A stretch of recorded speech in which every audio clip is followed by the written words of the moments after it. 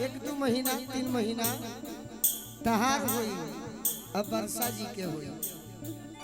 प्यार के कसम कहतानी हम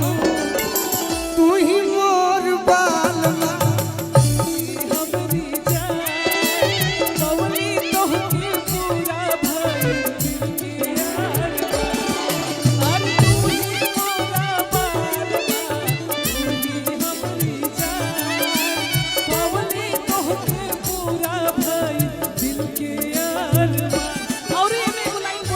गोलू जी ई रहुए खाती लाइन बोलत है ने बाकी तेजा सब लोग हमार घर परिवार के चिलर चिलर भाईए बालो हाय ले हम त ना जानत रहे कि सही में राउर जन्मदिन बा पैसा खर्चा हो जाला हां जी बाकी एगो सिक्का दे देतनी एकरा के खर्चा मत करो गरीब बाकी खर्चा कर दे पैसा है हई हो ले ली ई रूपा जी के तरफ से बा गरीब बैंक से तू ही मोर बालमा तू ही यार माँ तोहरे में बसला हमरो पारा अरे तू ही हमर बालमा तू ही यार माँ तोहरे अगला लाइन ना माइक के काम नहीं खे अरे पगली हम बानी साथे गावे में ज्यादा अच्छा लगता तो अगला लाइन रहुआ खातिर कैसे कितना प्रीतिया बा छतिया में हमारा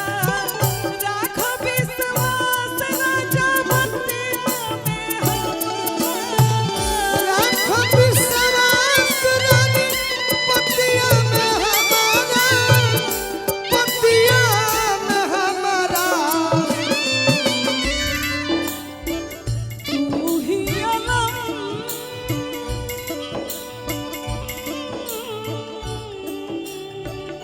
खैर जितना कम भीड़ होला जीवन चचा तो हम यही जानते हैं कि जितना कम भीड़ हो तो समझिए कि पांडव का भीड़ है सही बात है अब बहुत भीड़ हो तो समझिए कि कौरव का भीड़ है इनकी गायकी के बल पर सारे यूट्यूबर भाई और सारे लोग जितने लोग जुटे हैं ताली बजाकर इनका मनोबल बढ़ाइए। आप सब यूट्यूबर भाई लोग को वर्षा तिवारी की तरफ से प्रणाम है और मैं चाहती हूँ कि आज बहुत स्पेशल दिन शादी तो आकाश भैया का था ही है ही लेकिन मेरा बर्थडे जो आप लोगों ने मिलकर सेलिब्रेट किया और आप सबके बीच ये मैं पूरी जिंदगी नहीं भूल पाऊंगी। दिल से अभिनंदन आप लोग को लव यू ऑल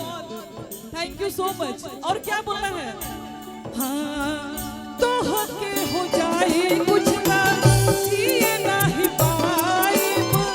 सच कहता नहीं सुनना हम हो मर जाए सच कहता नहीं सुन हम हो मर जाए सच हारी जाए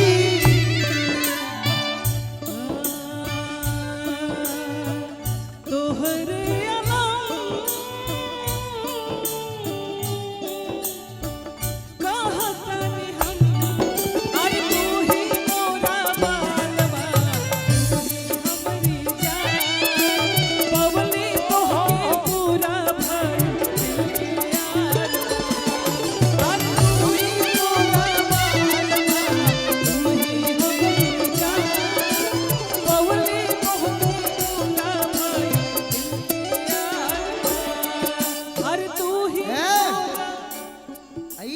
कब होई तो मोबिल हम नइखी डोलले आई हो जीजा खेला दीदिए होली खेला आई हो हर झूठो शक करतानी हमरा के धरतानी झूठो शक करतानी हमरा के धरतानी अरे बात सुनली पहले पहले कि मोबिल हम नहीं खेला आई हो जीजा खेला दीदी होई खेला दे आई हो जीजा खेला दीदी होई खेला ले आई हो जीजा खेला दीदी होई खेला ले आई हो जी क्या बात तो तुम करतनी हमरा के मारतनी बात सुनली पहिले क्या बात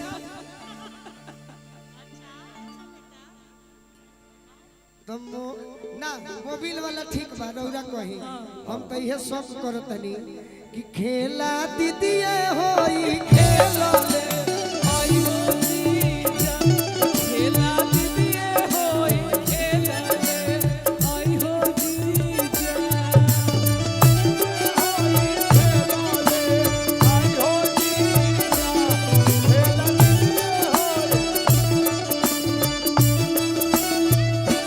कि चढ़ते फागुन जानू दिल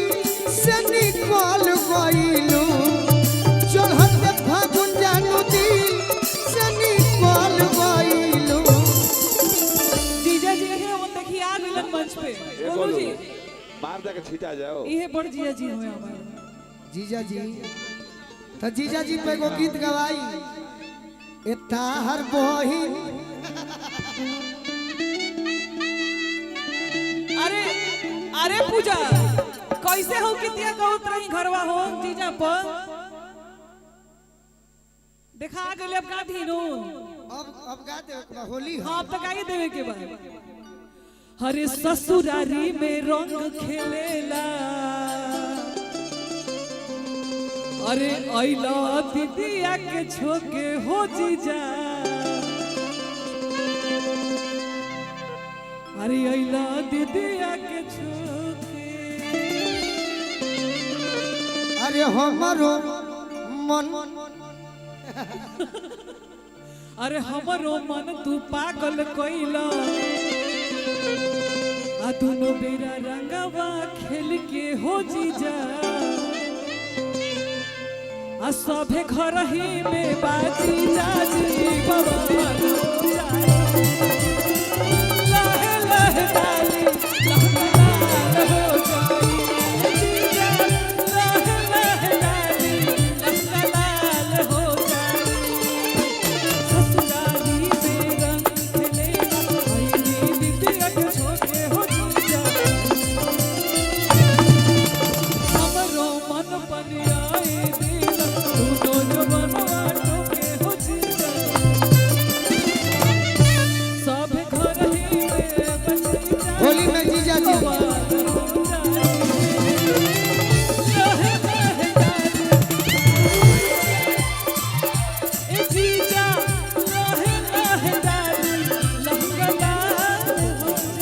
अरे होली खेलतानी कूदी कूदी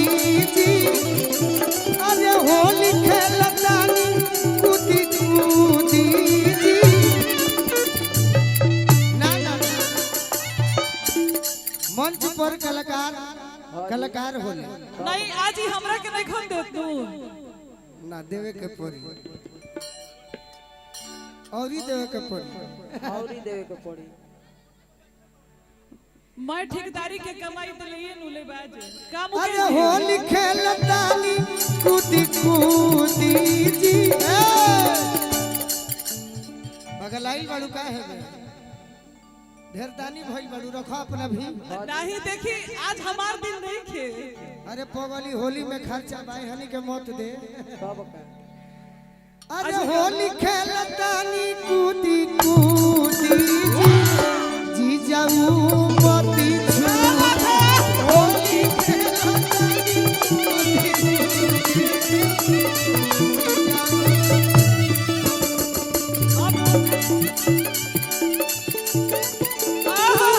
मती छूदी मती छूदी जी जाऊ मती छूदी ए बाबा ये तो होली में बाकी बाकी ऊ मत छूती जीजा ओ मत छू दे। कैसे बोली ना ऊ मत छूती जी जाओ मत छू दे। अरे परतावे हमारा गुट गुटी जाऊ